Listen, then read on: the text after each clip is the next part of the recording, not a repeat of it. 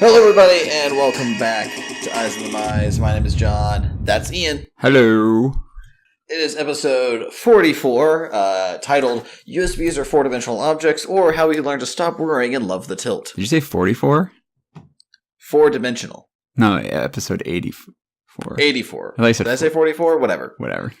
We can fix it in post. Woo! We won't fix it in post. Maybe. So, we're going to talk about how to recognize tilt and get over it, because that's something that I had to do this weekend. It's something I do a lot on stream and also at tournaments because I get tilty. Yeah. But first, we're going to turn our eyes to the community because we had two really amazing stories come out of GP Birmingham up in the UK this weekend. One on the emotional side and one on the are you serious side. Well, anyway, so there was two GPs this weekend. It was a double GP weekend, Legacy Friday, Saturday, Standard Saturday, Sunday. Yes. And the Saturday, Sunday Legacy GP was as fun as everyone thought it was going to be. And it was won by Scotland's Gary Campbell, who is considered the godfather of Scottish Magic. He won his first GP at the age of 52, and as far as anyone can tell, he is 100% the oldest person to have ever won a GP. Yeah, there's probably oldest ever top-8'd one too. Yeah, so the top 8 moments for Saturday, the coverage, the written coverage, actually kind of digs down deep, not super deep, but a little bit into what he means. Basically, there's so many people who play Scottish Magic that essentially credit him with helping them get into playing, like, and all of that kind of thing. He's like, that's why we see the godfather of Scottish Magic. Like, he's well beloved in that community.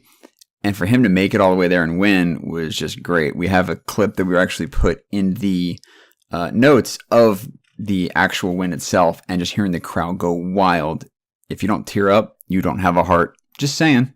It's very true. I sent it to John. He's like, man, I started tearing up. I'm like, I know. I did too. It was great. Like the minute I hit play, it was just like, man, emotions, stop. It's like, why you do this? Yeah, but he beat Gregor Kowalski in the finals. Gregor was on Grixis Delver. Gary Campbell, Mono Red Prison. Yeah, it turns out being able to play like turn 1 Blood Moons or turn 1 like Trinispheres can really lock your opponent out of games. It's absolutely, it was a great meta call for basically a Delver / 4-color angled yeah, when all of your opponents are trying to play 4-color like whatevers and trying to play as many cheap spells as possible, like you look at how like the 3-color, 4-color Delver decks are just basically playing Delver, Seekers, Young Pyromancer, Deathrite Shaman, and all those other cards, and then suddenly you're just like, okay, turn 1 Trinisphere, good luck. Yeah, Chalice of the Void on 1 does work against some of those 4-color decks. It really does. But yeah, so also out of the Standard GP, it was won by Simon Nielsen, who's a Danish pro. And he won the Standard portion with the kind of new bane of the format in red-black vehicles / aggro. Brings up an interesting point of how many vehicles need to be in a deck in order for it to count as a vehicles deck versus just like a generic aggro deck. But anyways, but he won, only losing 2 rounds in the Swiss. His second loss was to one of the spiciest decks of the tournament, which was Mono Black Control. And then the other one he lost to was his alarm clock because he slipped through round 1. Yeah. Round 1 of day 2. Yeah. He actually tweeted about it like his tweets started, round 9 of GP Birm just started and I just woke up. Whoops. He said, can someone please inform the tournament that I shouldn't be dropped? I'm on my way. And then we went 12-2. My only loss were Mono Black Control, my alarm clock. And then he drew on an ID with Martin Yuza in round 15. Yuza was locked with a draw. Simon was like 50-50 with tiebreakers to make it. So they played basically game 1, offered the draw, took it, cool, and then he went on to win. Yeah. And for the record, his GP winning deck list only has 3 vehicles in the deck. Yeah, that's why 3 main deck Heart of Kiran. That's why everyone's like, vehicles? Yeah. Are we sure? You want to call it that? But also, what's a cool thing is somebody else who went, Matthew Folks, who streams under the name Matthew Folks.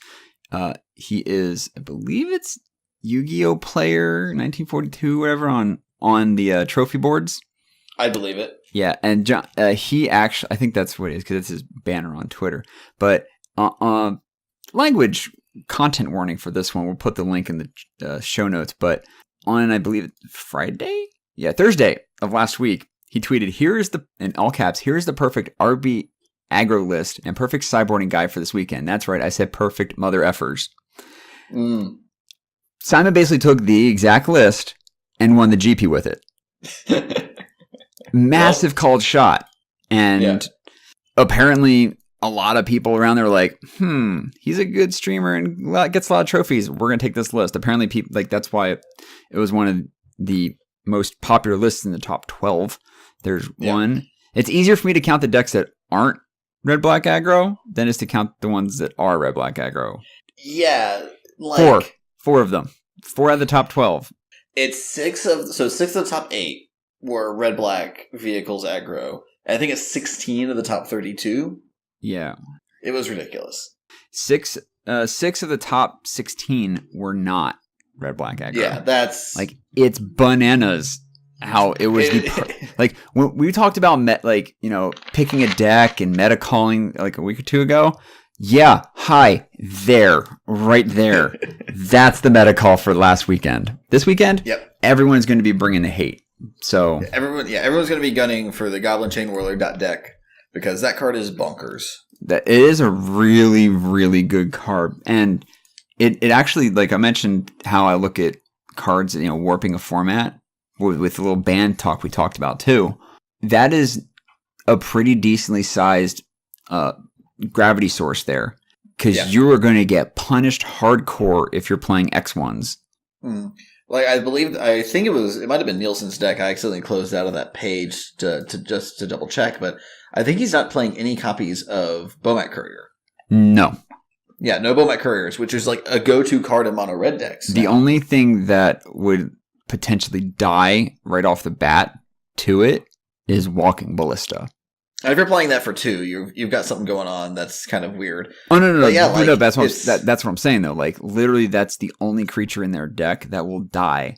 Yeah. To a -1 or to a 1 damage getting pinged at it. Yeah, it's ridiculous. So red black vehicle, Goblin Chain Whirler is going to definitely kind of impact how people are building decks for this weekend. Or Also, the weekend after that. Karn just confirmed to be utterly ridiculous and good. Yeah, Karn's really, really good. I was recording a draft of Dominaria, and then my computer crashed. But I had a card.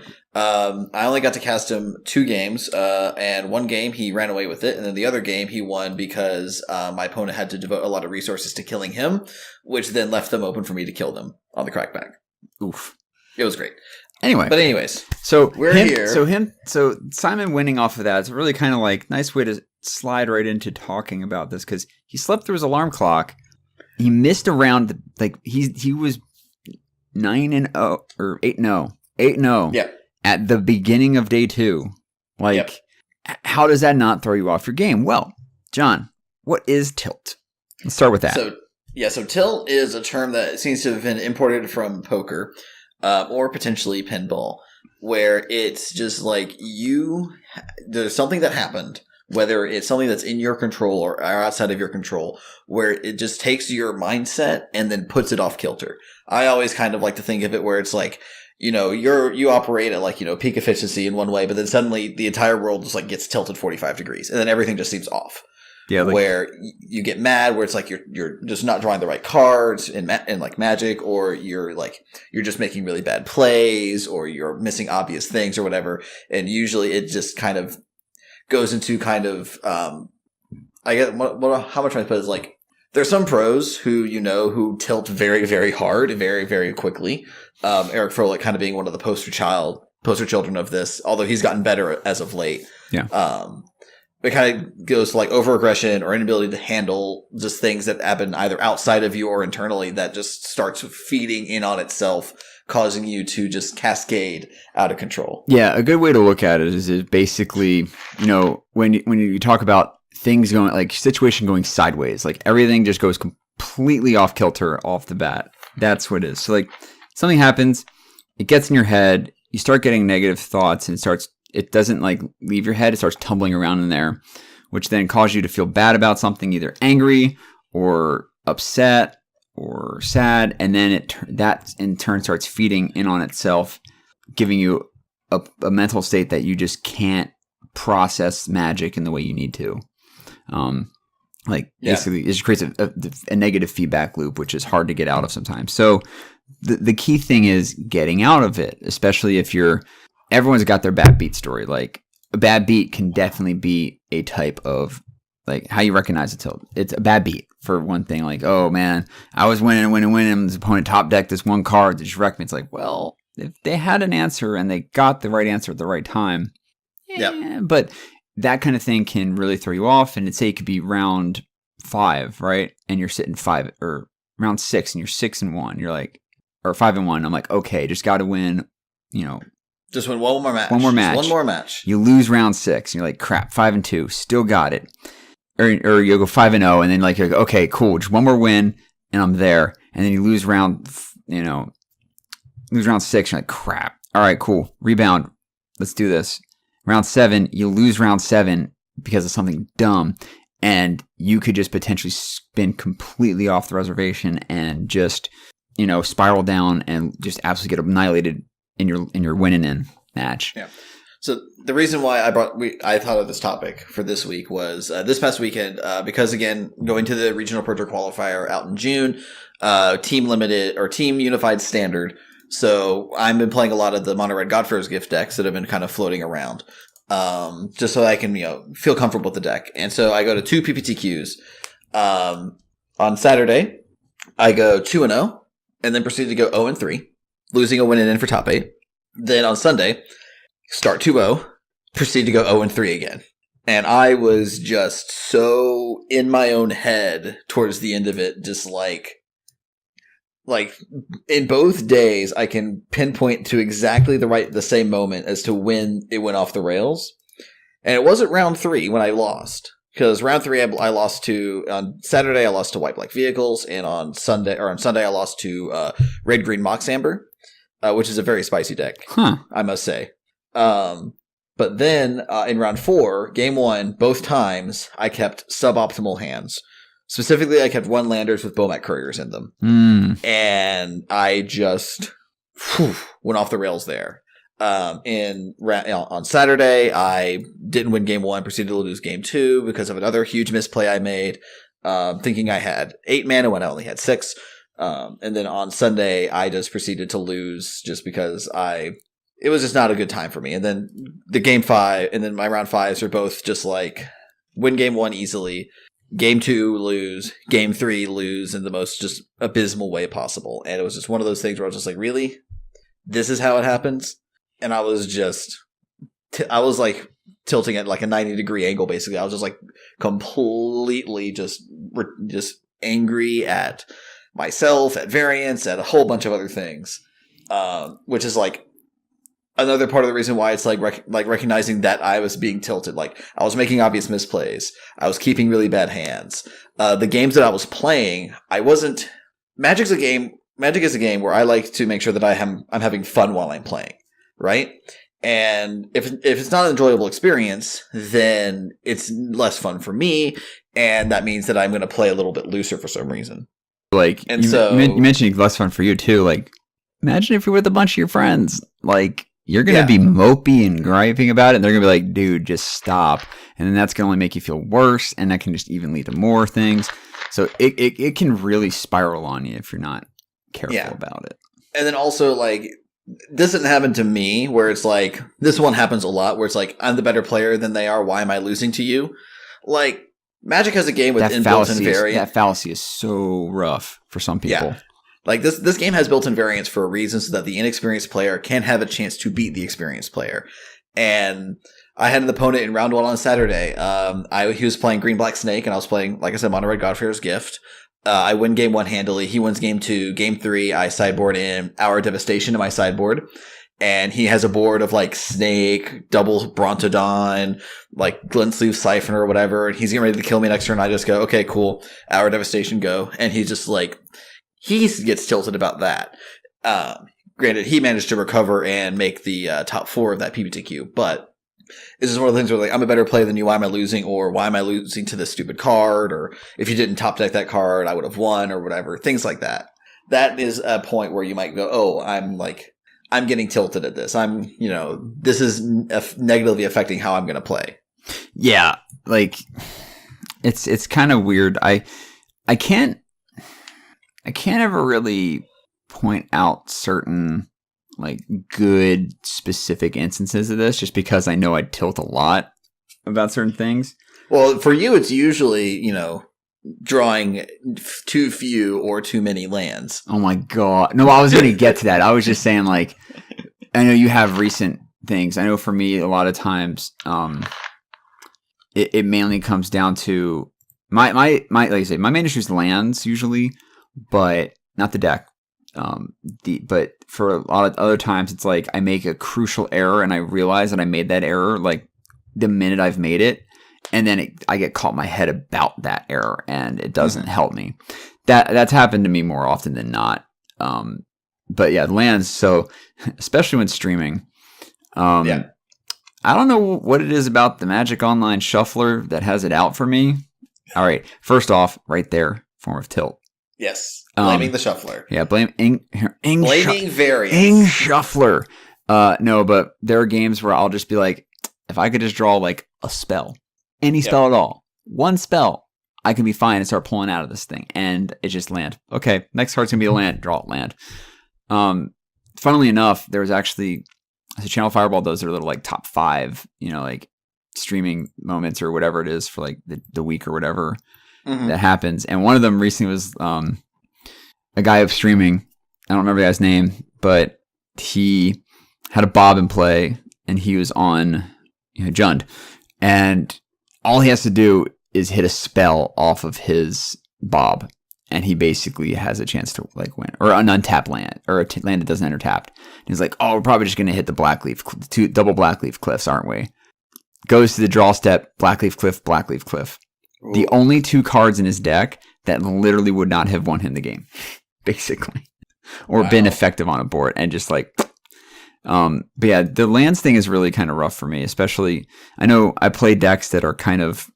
So recognizing tilt with this, I play decks that actually have a lot of, I'm not saying issues, it's not the right word for it. I think it's like you play decks at the extremes where it's like Infect plays as few lands as it physically can while still being able to cast its spells. Yeah, my favorite decks, the extremes kind of thing. Like I play on like the ragged edge of what should be considered a decent mana base, because Modern Infect, at least when I stopped playing it recently, or the last I saw before I really started, I just set it aside for a little while. It plays 2 Breeding Pool, 2 Forests, 2 Pendelhaven, and a Dryad Arbor, possibly, as far as lands that can create colored mana. You do have the Four-Ink Moth Nexus that make colorless mana, but you're usually running like 19 lands in your deck, and a majority of the rest of those are fetches. You're running like 9 to 10 fetches in there with like 9 sources of actual like mana. The potential for getting screwed is very high, especially if you don't get something like a Noble Hierarch down. As far as Pauper, I run Tron, and Tron is very, very reliant on being able to do. So Pauper Tron is, like I said, toolbox deck. So me getting Tron and being able to have 7 mana with 3 lands when my opponent's only on like 2 or 3, because the thing with Pauper decks is people are playing too few lands. Fair enough. They're literally playing like 1 less land than they should be in most decks. It's just a bad habit of Pauper players. But yeah, being able to have that much extra mana and being able to filter through it and all that kind of stuff, I'll either have too much mana, not be able to filter my mana, or just be completely off Tron while being only able to run 1 spell out at a time in a deck that wants to be able to play like 2 or 3, like maybe a card draw or something like, Muldrifter draw me multiple cards and a kill spell in 1 turn. Where if I have Tron, if I don't, then I'm able to just run out the Muldrifter and can't do anything else. So I experience these kind of like land issues a little bit more than you usually would. But even then, when I'm doing like limited, I'm just like, bruh, deck, what are you doing to me? What are you doing? For me, I played a PPTQ where I was playing like 20 land mono red back when there was like Saffron Olives deck with like Falkenrath Gorgers and Cartouches of Zeal.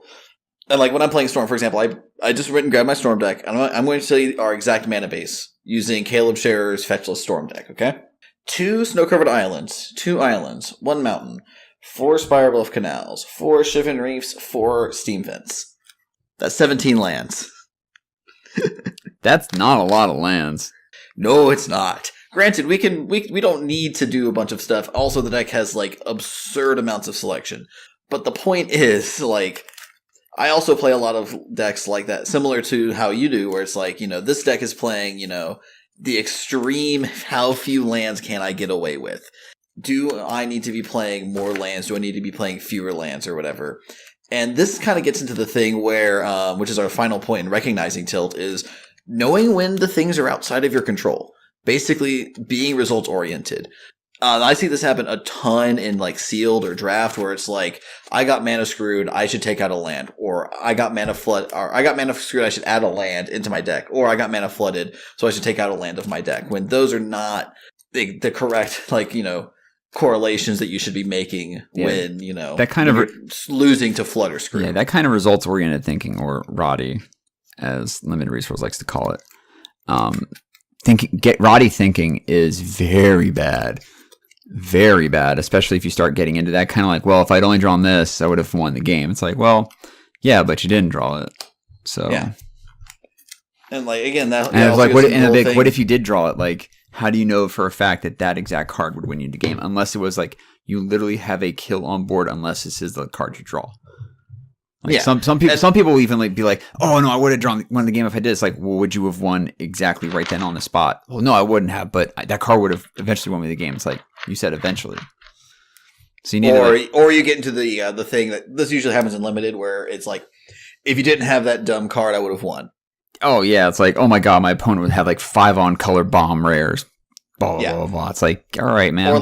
Or even like in Standard, where it's like, if you didn't have that card that turn, I would have won. Mm-hmm. And this happened to me, actually. I was playing this at another local game store for their Standard Showdown. They run on Tuesdays. It's the Game Cave Hermitage. There's a great little store out there. And I was playing against a person who was playing Bant midrange. They had been stuck on lands for a while, and they had 5 lands, and they had just played a Shalai, Voice of Plenty, give you and all your other things hexproof, and 2 Thrashing Brontodons. They had 5 mana untapped. I had 6 creatures. I attack with everything. He settles me. I get 6 lines out of my deck, then I cast Hour Devastation. And then he told me, I would have won the next turn if you didn't have it. And I'm like, yeah, well, I put it in my deck. So, yeah. Stuff like that, where it's like, I would have won if you didn't have X, or I would have won if I had drawn X. That is one of the quintessential signs of someone starting down the line of tilt. And if you realize that, some things are out of your control, then you're not getting tilted. But if you start kind of really leaning into that, then you might be tilting off. Yeah, and again, we're starting with the recognizing how you might be tilting or how you might start going down the road to tilt, because knowing is half the battle. G.I. Joe. No, so you only go so far with recognizing the fact that you are starting to tilt out. The real key part of tilting is, how do you stop it? Yeah, because it can be really difficult to, like, once you've recognized I'm tilting off, it's stopping it. It's how do you kind of refocus and kind of get back to the base state. And it's not easy. It's definitely not something that you can do. Like, one of the first things that I like to always tell people is just take a break. Whether it's like you're during a tournament, just like walk outside, or, don't think about Magic for a little bit. Or like for me, I was really tilted after Sunday, and I was like, I just need to not think about Magic for a while. And I wasn't even planning on doing my Dominaria draft that I did the other day, that I mentioned at the top of the show. But I was just like, man, I really just want to draft. So, I was just like, I'm not going to think about Magic. I'm not going to do anything with Magic. I'm just going to try to, get outside of my own head. But Dominaria draft is just so good. You're like, they got me. I was talking with Ruben, because, yeah, he does I do work with him at the other podcast, and he was telling me about his stupid draft strategy, which is draft Gaia's Blessings, mono divinations, deep freezes, blue control spells, pack one, pick one, grow from the ashes, and then splash whatever color is open. I won't lie, like, I've seen a bunch of his decks he's been tweeting, and I'm like, how do you win with this thing? It's an excellent question. Like, and then again, honestly, I've drafted mono red twice. You weirdo. Anyway. No, it's open. I know, but that's because red is considered the weakest. I literally have a draft video on my YouTube channel right John, you now. would draft mono white and M14. I have not played that much M14, but the first draft I did was Boros, so I will concede that we won't have a good argument here. No. I'm just saying because for those who might not have been aware, just to cover it, white was considered like nearly unplayable in M14 by some people. So like white would always be open, so you could honestly be like, well, I guess I'm white, and I guess I'll take all these crappy cards and cobble together a 2-in-1 deck out of it. Like, you're not going to win your draft, but you're definitely, like, you can actually, like, 2-in-1. But I 3-0'd with that Boros deck, just so you know. I'm not blaming you, man. No, another thing for me, like, kind of just brief before we get back to tilting, why, like, how do you win with this? Is, like, I haven't drafted a lot lately, and I need to. That is an easily solvable problem. I know, but it does require time. Yeah, of which I'm trying to move in, like, a month. So, yeah. It's kind of painful. I'll talk about that later, though. But yeah, so taking a break, like you just not needing to play Magic. That's one way to do it, especially if you're able to be like, all right, the event's over. I'm just going to stop. Like, honestly, not this past Rags to Riches, but the one before, I was doing really well and like on the cusp of if I win one of these games, I have a shot at top 8ing or top 16ing at least. Or I had a shot at top 8ing if I won my last two, lost that one. I'm like, okay, if I win this one, I can at least top 16 and get like a deck box, whatever. And just proceeded to just fart all over the table with my deck. It didn't do anything. And I got kind of miffed after that, but I'm like, oh, thank God the tournament's over. I'm just going to go home. And I had an hour drive just to crank music and get out of my head. Yeah, to stew on it. That's the worst. That was the worst part of Sunday because it was out in Columbia, which is about an hour away. And I was just like, oh, this is going to suck. Oh, yeah. See, for me, like, I just put on, like, soundtracks. I got a milkshake. No, it's not bad. If I had thought about it, I might have. Yeah, it's a interesting thing to figure out what the heck you need to do to get out of your head for these things. You said you avoided Magic. Like, that was after a bad tournament. Say you're grinding a format, right? Yeah. And you're like, oh my God, I just keep facing this stupid whatever deck. Like, I keep playing the green-white tokens mirror match or the Bant Coco mirror match. Actually, standard around Shadows of Innistrad Bant Coco mirror match. Sir, I actually enjoyed that mirror. Yeah, you're a masochist for it. Well, look, it was skill intensive. Okay, it was I'm one of those things. It definitely was. I will agree with that point. In terms of like getting tilted over, oh my God, I just did this one little tiny thing wrong. You play a land wrong in that mirror match, you are hosed. Yeah. But yeah, just running up against a certain mirror type, like for me, honestly, for a while, I was like, I would basically auto concede if I ran up against Tron when I was playing Pauper in leagues. I'm just like, I don't feel like dealing with this mirror match right now. Yep. Kind of a weird form of tilt, but it's more of like, I just can't deal with this. But if you're finding yourself not winning a lot in a format, try something different. If you have, standard and it's going poorly for you, go grab a casual game of like Commander or whatever X format you enjoy playing casually. For me, it'd be like Canlander, because Canlander is such a varied format that it's like, I honestly can't get tilted playing Canlander. I can't say I can't draft. Yeah, I can't really say can't, but like it's very hard for me to get tilted playing Canlander because the decks in that format are just ridiculous and dumb. It's like 100 card cube draft deck. Yeah, that's also true.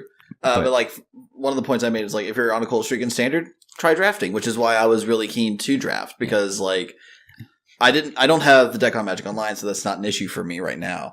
But like. Drafting is a very different. It scratches a different itch than Standard does, and so I was like, I'm just gonna draft because Dominaria draft is sweet. And then then you open a card and everything's great.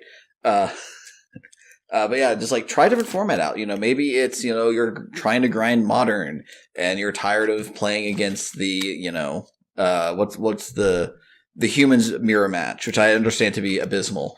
Then go try Standard, play whatever Standard deck strikes your fancy. Or if you're on a cold streak in draft, go play Brawl, whatever it is, try to get your mind, if you still want to think about Magic, get your mind off of that specific style of Magic. Try to think about something else instead. Yeah, if you're doing Constructed, try Limited. If you're doing Limited, try Constructed. Just shift it up a little bit, or try sealed. Just go grab, go get yourself some retail therapy, crack 6 packs of cards, and just build yourself a sealed deck. Just, hey, just thought exercise.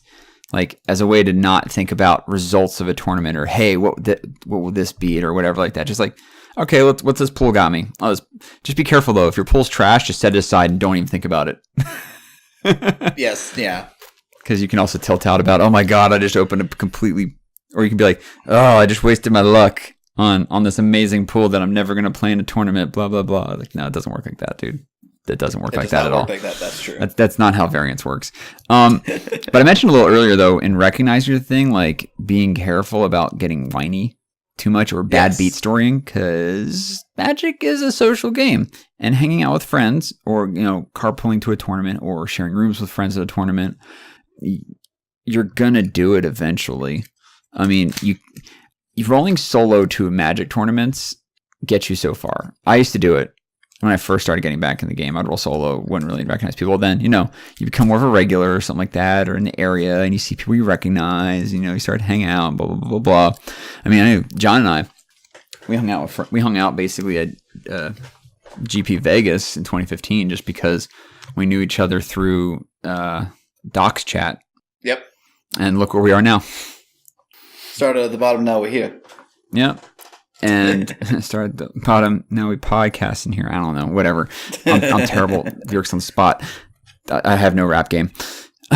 But yeah, if you're able, like sometimes getting a bad beat story, I'll be like, you might be able to preface it like, hey, I just need to get this little bit. I need to get this out of my head. Sometimes getting that kind of thing, talking with your friends, can get it out of your head. Like we mentioned, sometimes that feedback loop is what's causing you to tilt.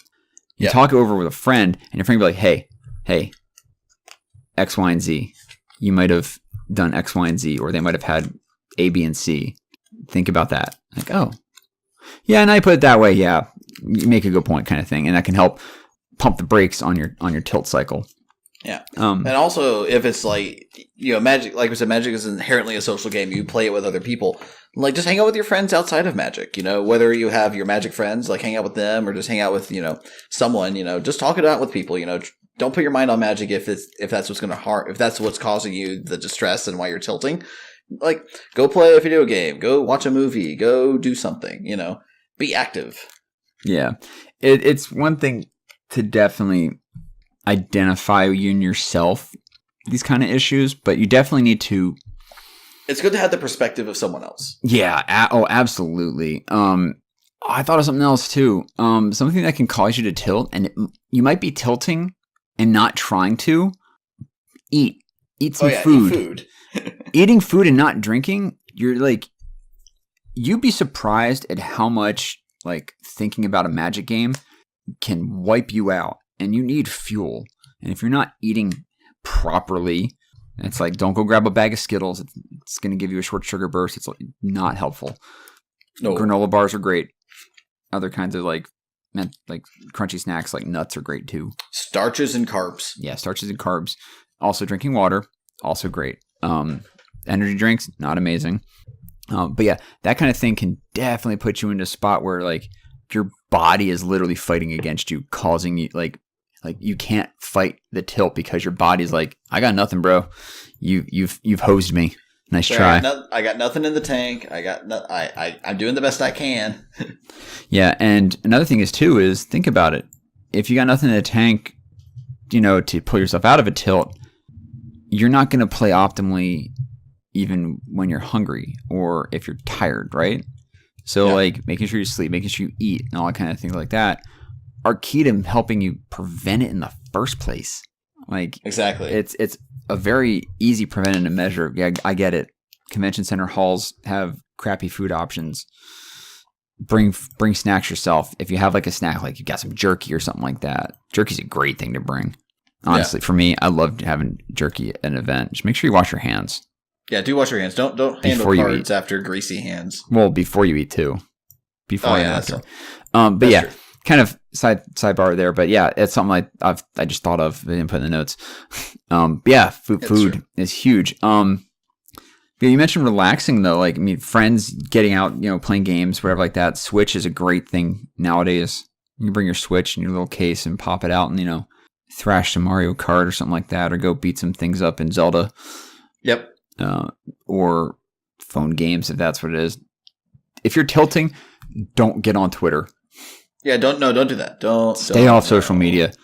Post, be like, No. you might want to post your round results. Just post your round result. Don't post like a 20 tweet thread about how you screwed up on your land play on turn 6.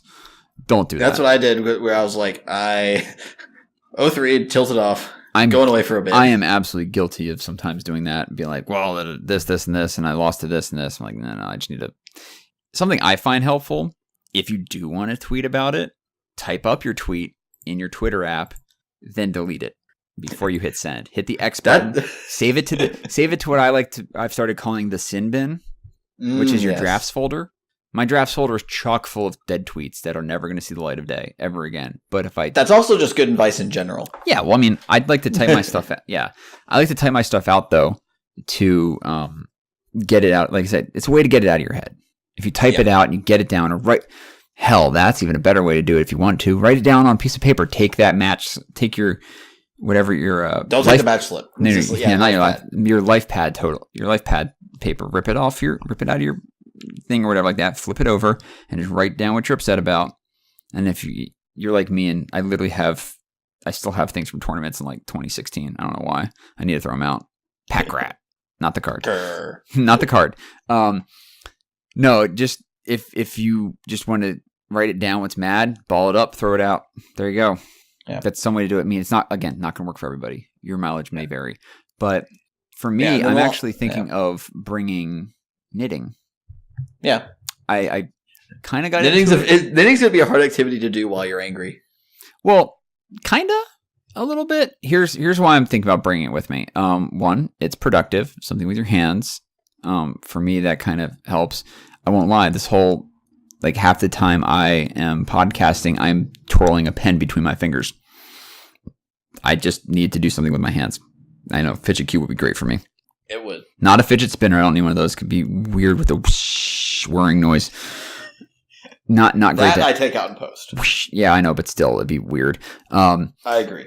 No, it's just a case where knitting for me, I have to focus on it because I just started and I'm not even halfway through my first scarf yet, or even my first skein of yarn, but I still have to pay attention to it, make sure I'm getting it right. I'm very meticulous about that kind of thing. And doing that, I'll be like, okay, I'm focusing on the knitting and I don't have the mental space at that point. I'll be like, okay, I'll just put it out of my head. Let me just focus on some knitting, go find a nice quiet corner, step out of the hall.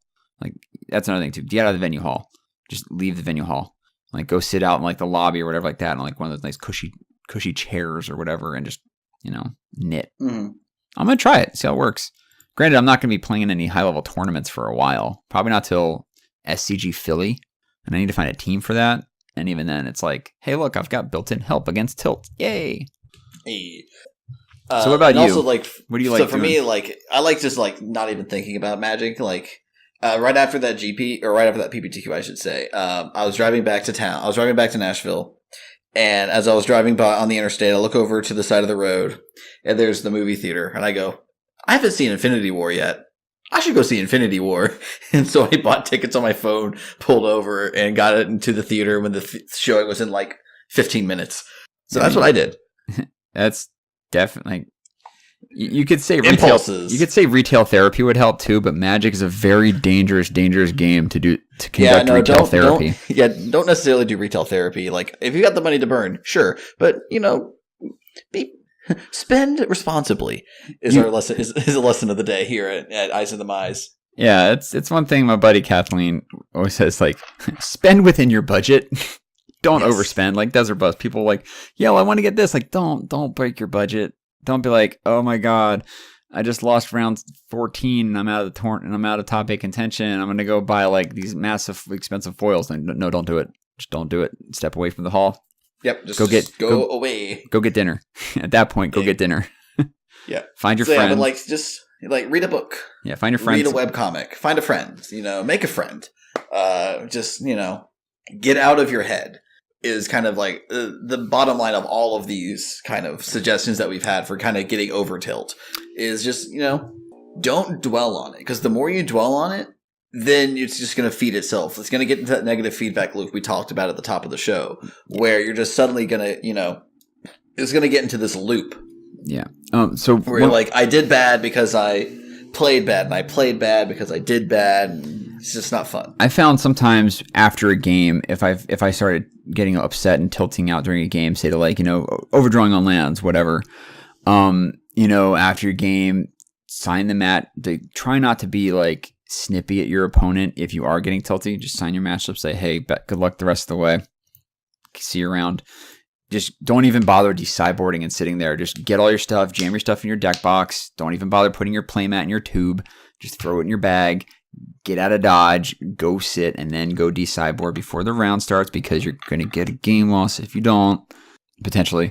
But yeah, just make sure that you, if you need to get away from that area, like physically remove yourself from the table so your opponent doesn't, so you don't start talking to your opponent like, yeah, well, game 2 with blah, blah, blah, blah, and you did this, this, and this. What'd you have in your hand with this, this, and this? And your opponent's probably not even thinking about that, but you're laser focused in on something that you screwed up on and you want answers on this now. Like your opponent might be like, whoa, I don't even, like, I was just playing, bro. So sometimes that's fine. Like after a really tough match where it's like, you think of a turn where it's like, man, what if I had taken this line instead, or whether it would have mattered or not. But ultimately, it's not going to matter. Oh no, yeah, and the results are what they are. Well, but there's a big difference between what I suggested and being like, hey, Ian, I think when things went off the rails this turn, did you have this, or this in hand? Versus, hey, what'd you have? Like, it's a much different feel from like being like friendly and being, just kind of like, bad beats or whatever, versus trying to converse with someone when you're tilting, when you're more emotional about it. Which definitely is rough. Yeah, definitely a case of kind of like, hey, I'm curious about this situation here. What was up with that? What was going through your head? Like, I had this on board. Were you thinking I was going to make this attack? Blah, blah, blah. Just be nice about it, please. Follow Wheaton's law. Don't be a dick. Yes, absolutely. But those kind of things are definitely things to consider when tilting in. Again, mileage may vary. This is stuff that John and I have recognized in ourselves. Oh, right. I didn't even talk about this. For streaming, when I stream, I will tilt. I have tilted. Tilted pretty hard sometimes. Lands being another thing is I've learned to just laugh it off. Yeah, sometimes laughing it off is great. If you can't like find the humor in that kind of situation, you might have an issue.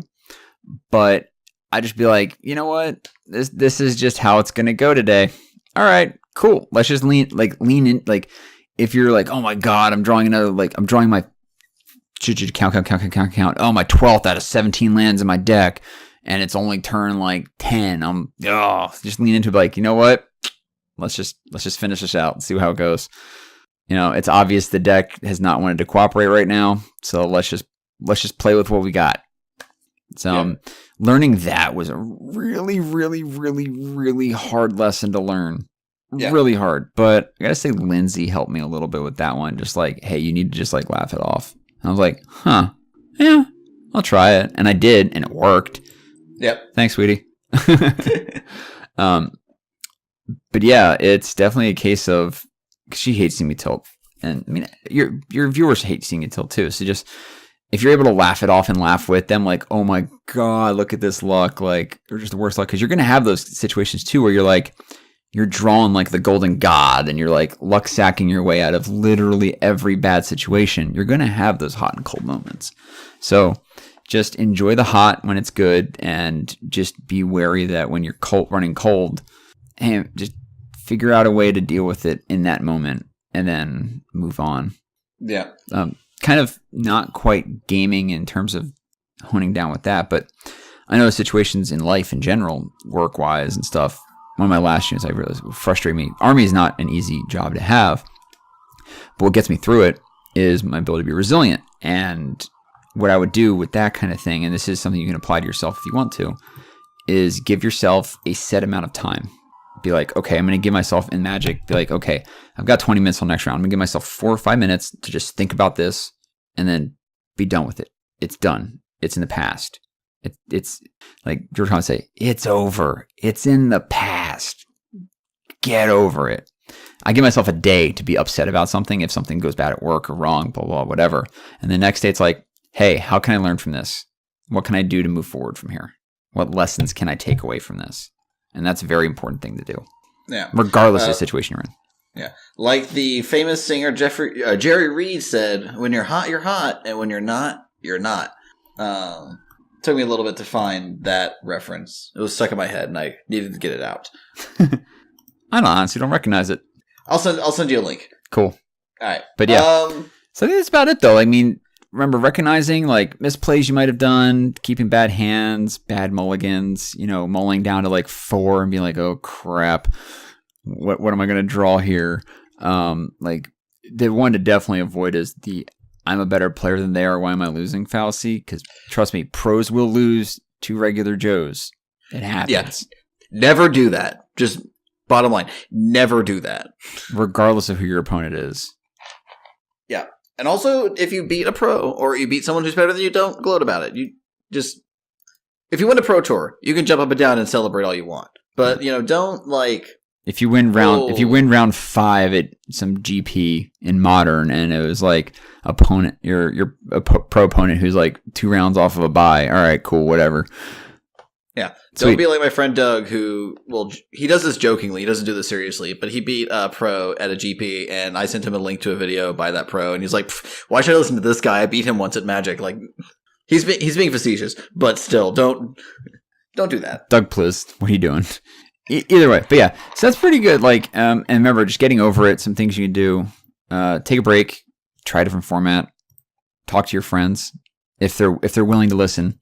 That's the key caveat. If your friends are willing to listen, you can talk to your friends and find something that you do, like music, knitting, doodling in your whatever, texting but not texting. If you're like any other human, you have hobbies other than Magic. Oh yeah, absolutely. Find something portable that you can bring with you to. Just do something that's not Magic at the time. Or if you have at a tournament, or if you have time between it, just, take a break. Take some time off. So take a break. Hamilton reference. Hey. I know exactly unintentional. I know where you were going with that one. No, I know. I can't carry a tune, otherwise I would keep going. It's all good. Yeah. But yeah, Ian, if people wanted to find you on social media and help and talk to you more about detilting, where can they find you? You guys can find me at Twitter, on Twitter at DixonIJ. That's DIXONIJ. And you guys can find me on Twitch at twitch.tv/Dix. I'll stream whenever. And you might find me with a sword next to me in chats. I mentioned the stream whenever because I am moving. So me trying to even establish a regular stream schedule at this point is pointless.